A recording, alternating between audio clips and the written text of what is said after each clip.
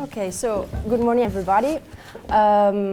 Probably we have already met, at least with some of you, at the last BATB in November. But for the others, I introduce myself. My name is Giurgola. As you guess, I'm not English. I come from Italy.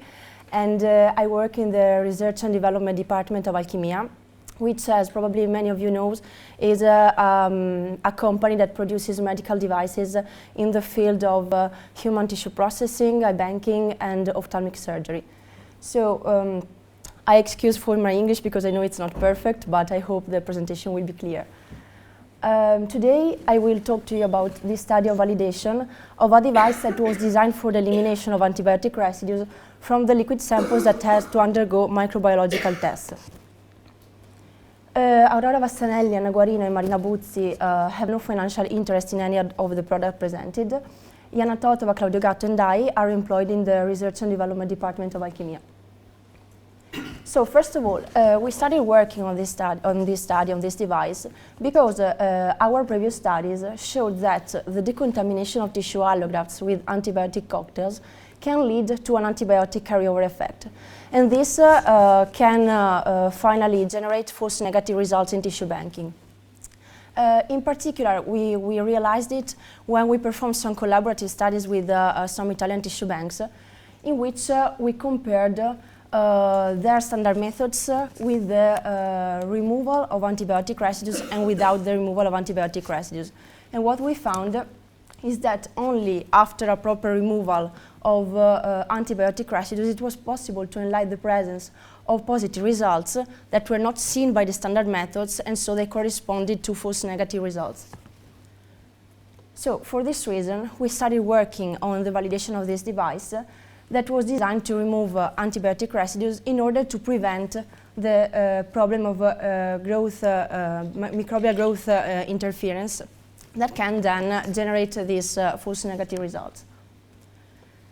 This device we are talking about is called ResEP syringe and contains a resin mixture that is able to absorb antibiotic residues.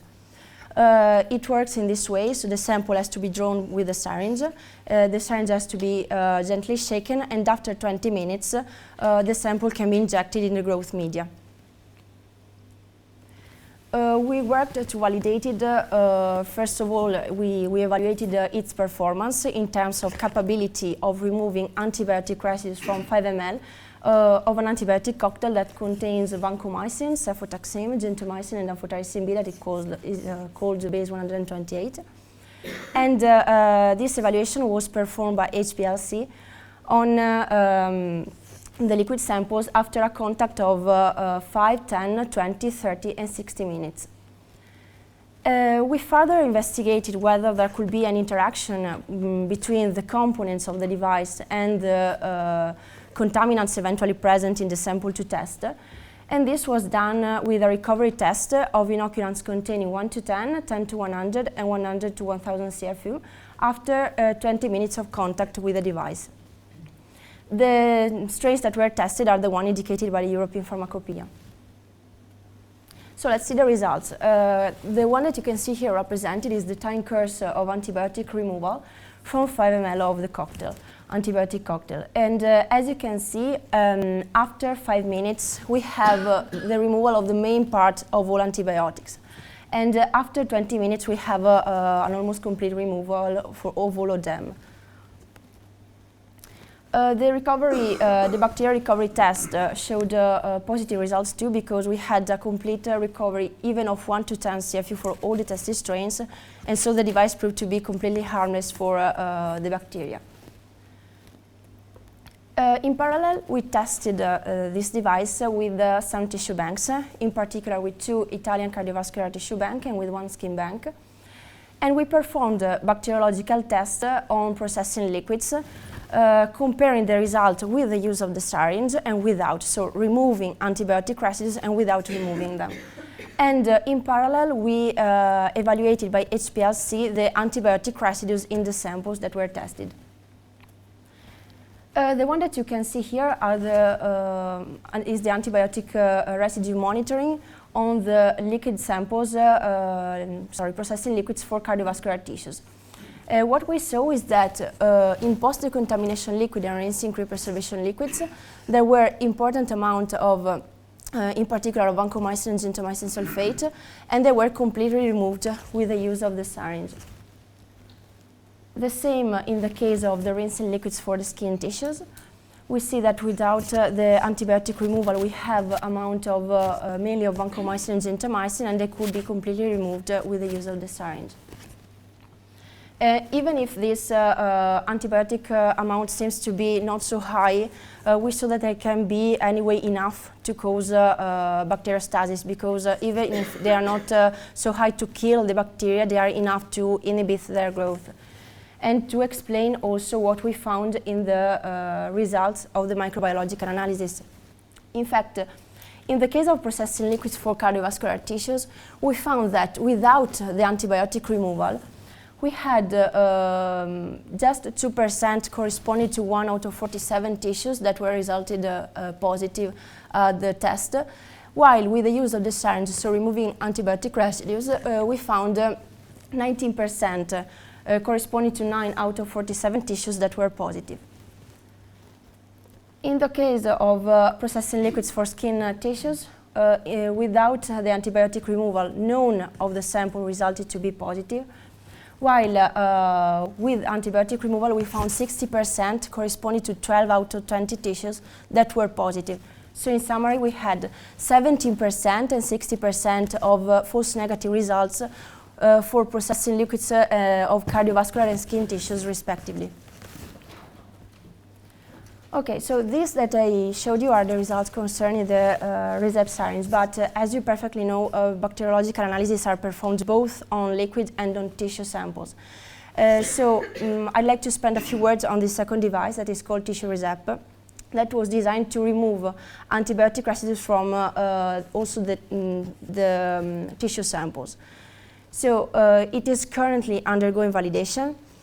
First of all, it was evaluated its performance in terms of capability of removing antibiotic residues from cardiovascular tissue samples that were decontaminated at 4 degrees for 72 hours in an antibiotic cocktail. The evaluation was performed on homogeneity of the tissues after a treatment of 30 and 60 minutes, always by HPLC.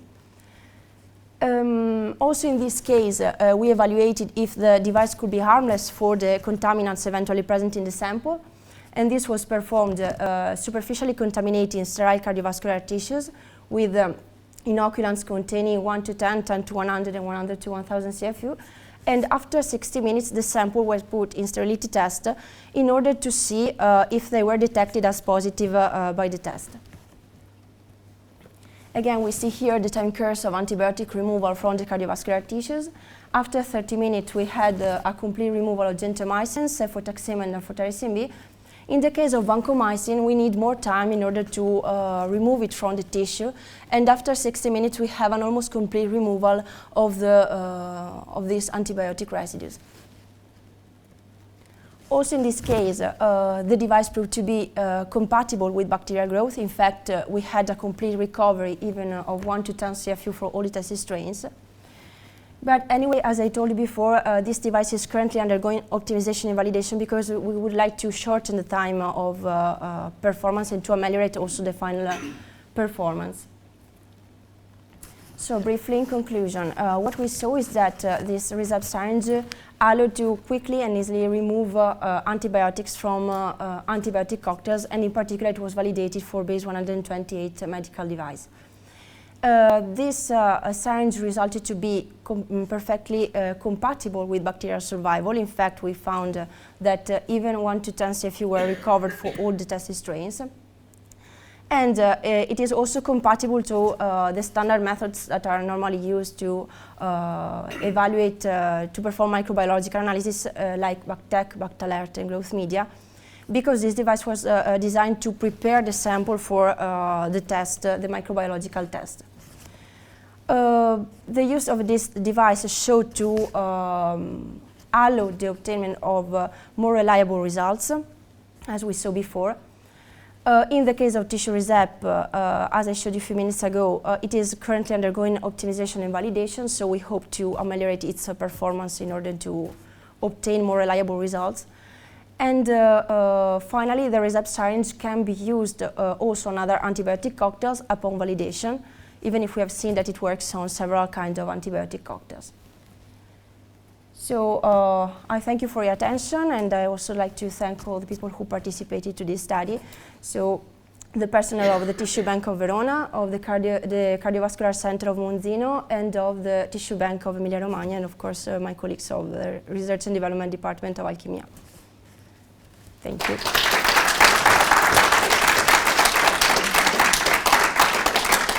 Thank you very much. Is there any questions? You see that this product is safe. Yeah. Have you done any work on the tissue itself? You know, do you know whether it has any impact on the, say, valves that you use? On the, sorry, maybe I didn't understand the question. You mean if there is any impact with the... On the tissue itself? No. No, there is no problem. Okay, first of all, we have to say that it will be used on the tissue just for the microbiological analysis. So the importance is what is important is that when we test the tissue, we are sure that after the use of the device, we didn't alter the initial situation of the bacteriological contamination. So what we saw is that if there is an initial contamination, also after the use of the device, it is possible to find this contamination at the end of the process. But there were no evidences of variation or alteration of the tissue anyway. In one of your slides, you showed a figure of 60% of solutions still had bacteria present. Does that suggest that the antibiotics aren't working very well? Okay, I have to say that part of these results are taken from a study that was performed to optimize the conditions of decontamination, and part of these tissues were decontaminated with different antibiotic cocktails.